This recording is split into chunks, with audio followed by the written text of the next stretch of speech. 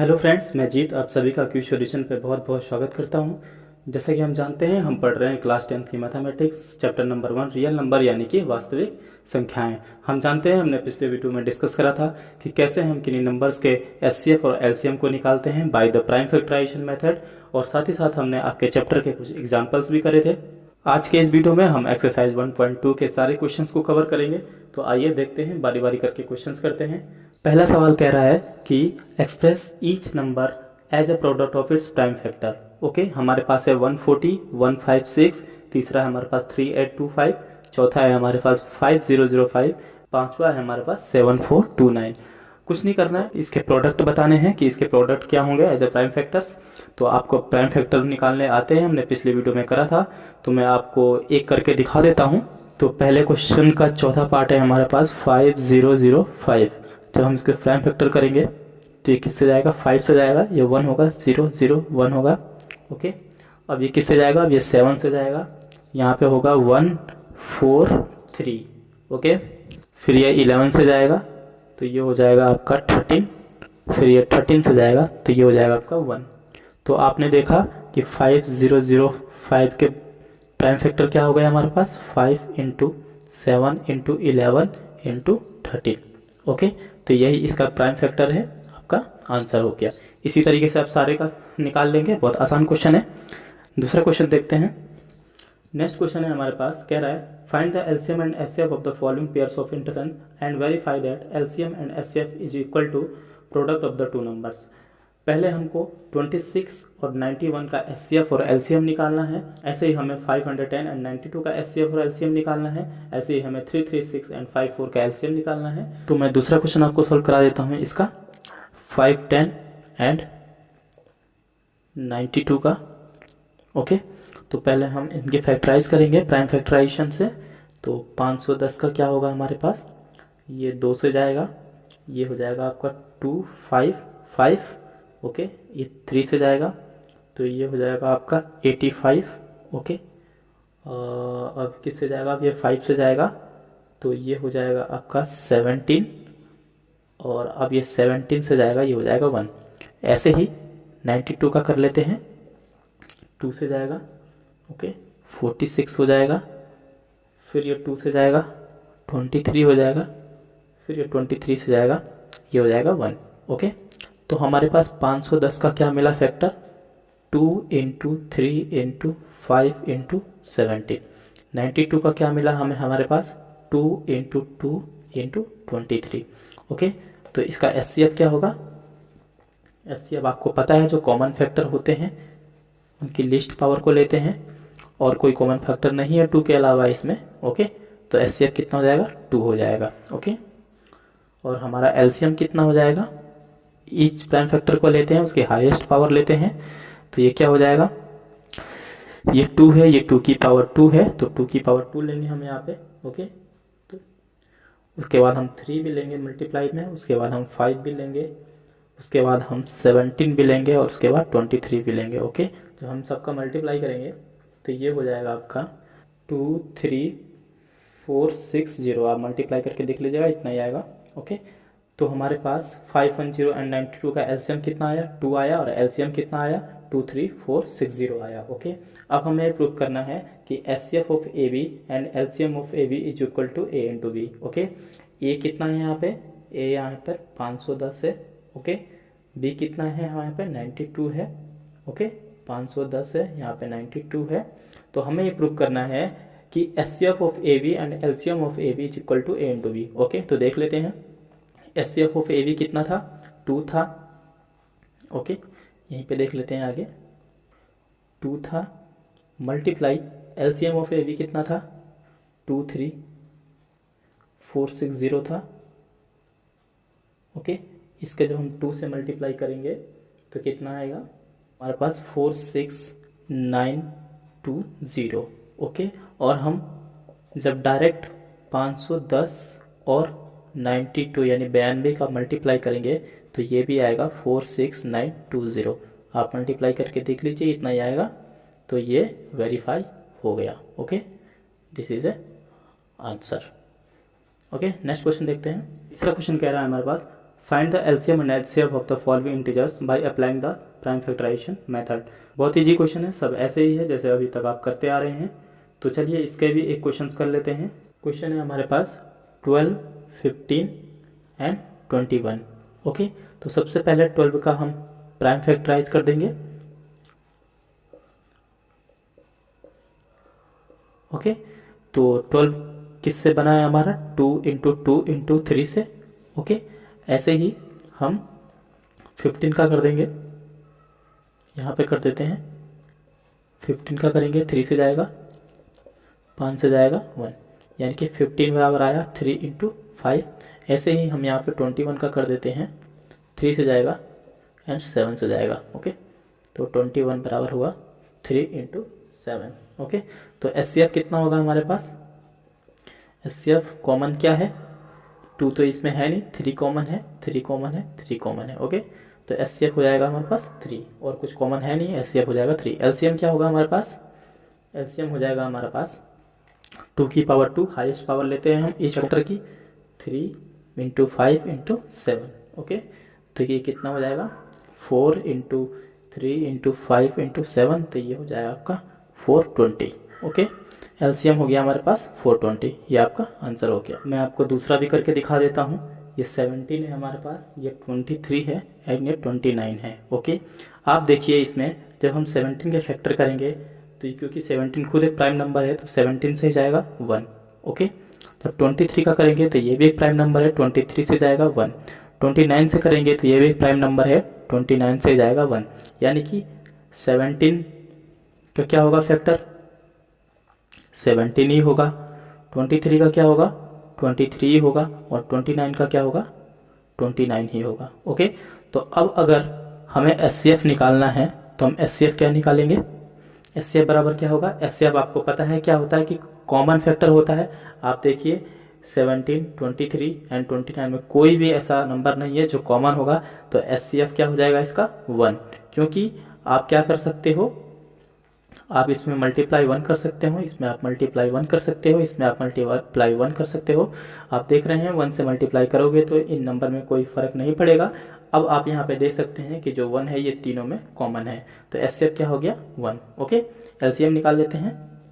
LCM क्या होगा? 17 into 23 into 29। जब आप इनका मल्टीप्लाई करोगे तो ये आएगा आपका 11339। ओके, नेक्स्ट क्वेश्चन देखते हैं। आपके एक्सरसाइज 1.2 का चौथा क्वेश्चन कह रहा है कि given that HCF 306 and 657 is equal to 9, find LCM 306 and 657। बहुत आसान क्वेश्चन है। हमारे पास क्या है, आप देख रहे हैं कि एचसीएफ गिवन है 306 एंड 657 का। कितना एचसीएफ है? 9 एचसीएफ है। ओके, 9 एचसीएफ है, और हमें फाइंड करना है एलसीएम ऑफ 306 एंड 657। ओके, बहुत आसान क्वेश्चन है। देखिए, एक तो तरीका ये है कि एचसीएफ हमें गिवन है, आप 306 और 657 के फैक्टर कीजिए, फिर आप उन दोनों का एलसीएम निकालिए, और ये मेथड थोड़ा लंबा पड़ जाएगा। तो आप एक काम कीजिए, आप सीधा आइडेंटिटी पे इनकी वैल्यू को रख दीजिए और आपका एलसीएम बहुत आसानी से मिल जाएगा। हम जानते हैं कि HCF of A B multiply LCM of A B is equal to A B. Okay, ये बात हम जानते हैं।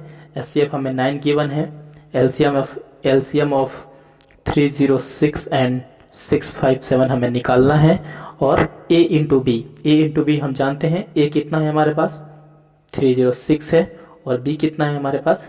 657 है। ओके, तो एलसीएम क्या हो जाएगा हमारे पास? एलसीएम 306 एंड 657 इक्वल टू क्या हो जाएगा? ये 9 यहाँ डिवाइड में आ जाएगा, तो 306 इंटू 657 9। ओके, ये 3 से जाएगा, 3 3 जा 9, ये हो जाएगा 102। ओके, तो ये फिर 3 से जाएगा, 3 1 जा 3, ये जाएगा आपका 34 हो गया, तो ये आएगा आपका 34 इंटू 657, तो ये आएगा आपका आंसर 22338। ओके, ये आपका एलसीएम हो गया आंसर। ओके, तो एलसीएम ऑफ 306 एंड 657 का कितना हो गया?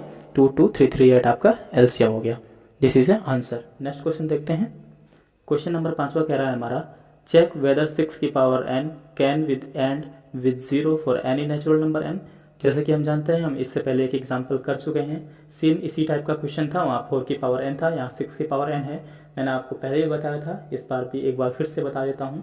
ओके, देखिए हमारे पास 6 की पावर n है और हमसे ही पूछ रहा है कि क्या n की कोई ऐसी वैल्यू है जो हम यहाँ पे रखें तो उसके लास्ट में यानी कि एंड पे 0 आ जाए। ओके, एंड डिजिट पूछ रहा है यानी कि यूनिट प्लेस पूछ रहा है, यूनिट प्लेस पे 0 आ जाए। क्या n की कोई ऐसी वैल्यू है? मैंने आपको बताया था कि एंड प्लेस पे 0 कब आ सकता है? जब हम किसी भी नंबर में 10 से मल्टीप्लाई करते हैं, और 10 के फैक्टर क्या होते हैं हमारे? 2 × 5। ओके, यानी कि एंड प्लस पे 0 आने के लिए मैंने आपको बताया था कि 2 और 5 का प्रोडक्ट होना जरूरी है उसके फैक्टर में, तभी जाके एंड प्लस पे 0 आ सकता है। देखिए अगर हमें एंड प्लस पे 1 0 चाहिए यानी कि 1 0 चाहिए तो हमें एक पेयर चाहिए 2 × 5 का। ओके, अगर हमें डबल 0 चाहिए तो हमें 2 and 5 के 2 पेयर चाहिए। ओके, ऐसे ही अगर हमें 3 0 चाहिए होंगे तो हमें 2 × 5 2 × 5 2 × 5 के 3 पेयर चाहिए होंगे। ओके, आप समझ रहे हैं ये बात कि जितने 0 चाहिए होगा हमें उतने ही 2 × 5 का पेयर चाहिए होगा। ओके, यहाँ पे एंड प्लेस पूछ रहा है यानी कि यूनिट प्लेस पूछ रहा है, यूनिट प्लेस यानी कि सिंगल 0 की बात कर रहा है। ओके, तो यहाँ पे कम से कम 2 × 5 का एक पेयर होना जरूरी है, तभी जाके एंड प्लेस पे 0 आएगा। ओके, तो देखते हैं हमारे पास क्वेश्चन है 6 की पावर n। ओके, तो 6 जब 6 के हम फैक्टर करेंगे तो ये आएगा 2 × 3 की पावर n। ओके, हम यहाँ पे देख रहे हैं कि इसमें 2 का पेयर तो है लेकिन 5 का पेयर नहीं है, तो हम कह सकते हैं कि 6 की power n can not be and with digit 0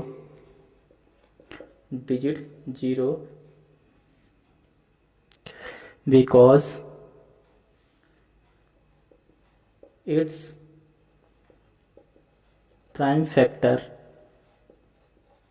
do not contain pair of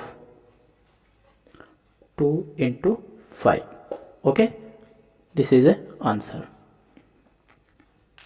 next question देखते हैं।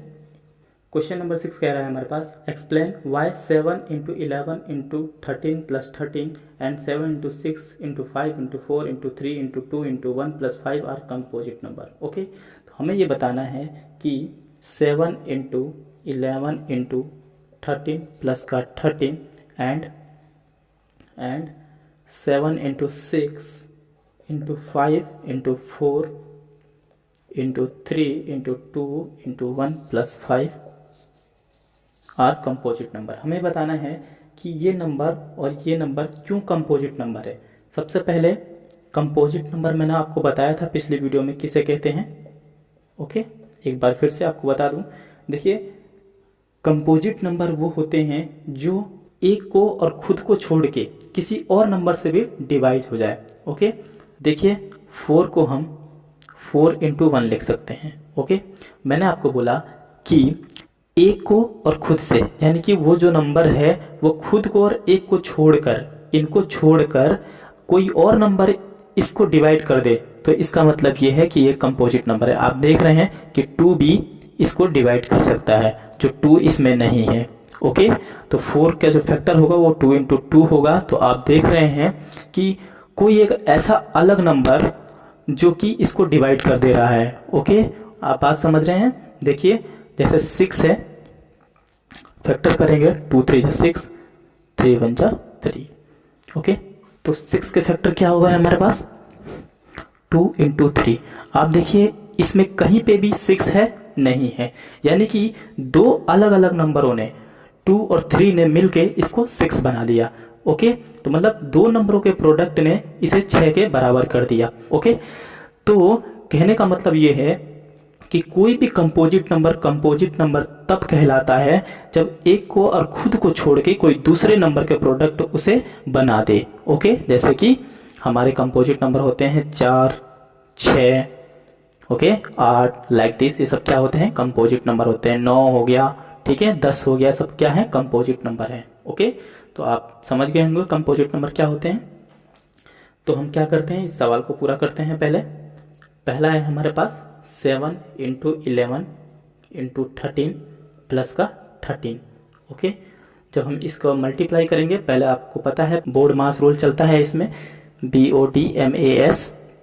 ओके, पहले आपको पता है डिवाइड करते हैं, फिर मल्टीप्लाई, फिर प्लस, फिर माइनस करते हैं। इसमें डिवाइड कहीं है नहीं, तो सबसे पहले मल्टीप्लाई करेंगे। तो जब मल्टीप्लाई करेंगे 7 इंटू 11 इंटू 13 का, तो ये आएगा आपका 77 इंटू 13 प्लस का 13। ओके, तो ये कितना हो जाएगा? 1001 हो गया प्लस का 13, यानी कि ये हो गया आपका 1014 हो गया। ओके, हमें यही प्रूव करना है कि ये जो नंबर है ये कंपोजिट नंबर क्यों है। तो कंपोजिट नंबर कोई नंबर कब होता है? मैंने अभी आपको बताया कि जब एक को और खुद को छोड़ के कोई दूसरे नंबर के प्रोडक्ट इस नंबर के बराबर हो जाए तो वो नंबर कंपोजिट नंबर होता है। तो हम देखते हैं, इसके फैक्टर करेंगे जब हम 104 के।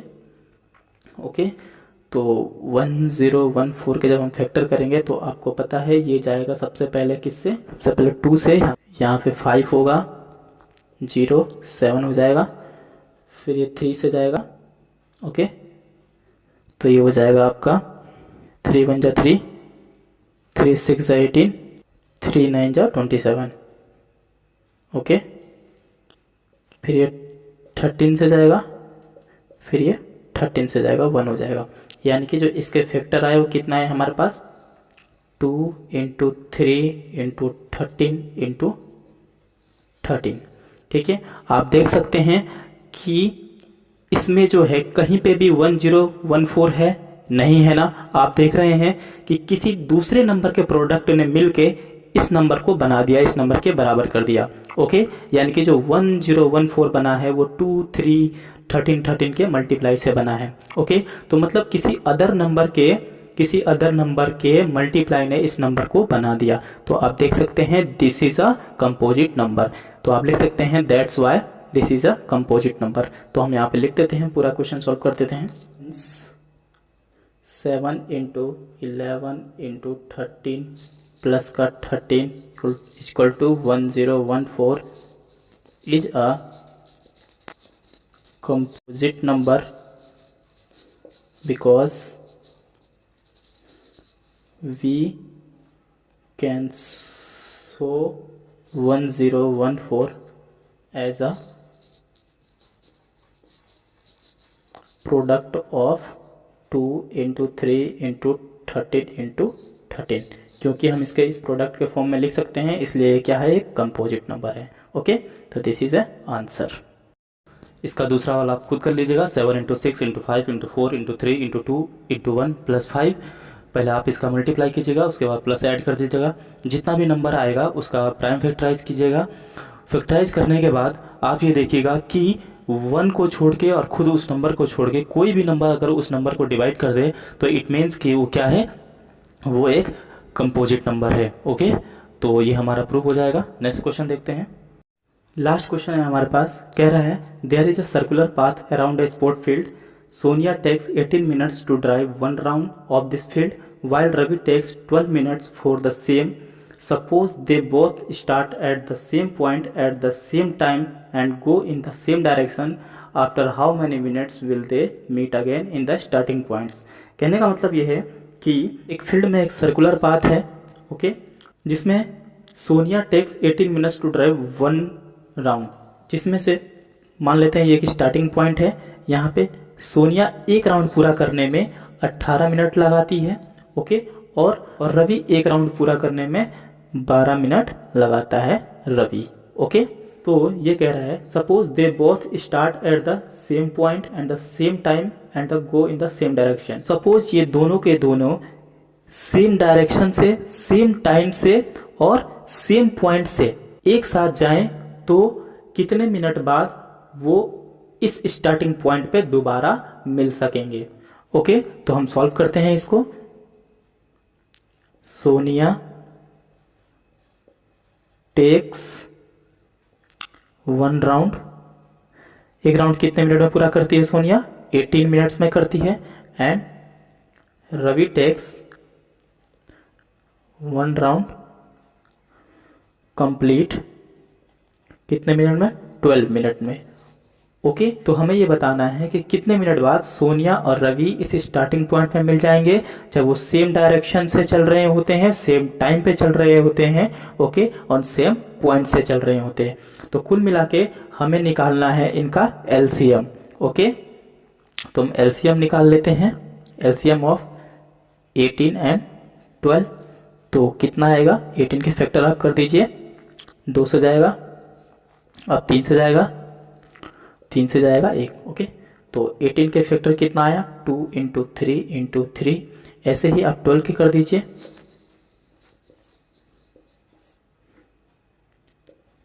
तो ये आया हमारे पास 12 का 2 इंटू 2 इंटू 3। ओके, इसको हम ऐसे लिख सकते हैं 2 की पावर 2 इंटू 3। ओके, हमें एलसीएम निकालना है, तो एलसीएम में हम क्या लेते हैं? हाईएस्ट पावर लेते हैं ईच कॉम्प्लेक्स की, तो 2 की पावर 2। ओके, ये 3 की पावर 2 है, ये 3 है, तो 3 की पावर 2 लेंगे, तो ये हो जाएगा 4 इंटू 9 इज इक्वल टू 36।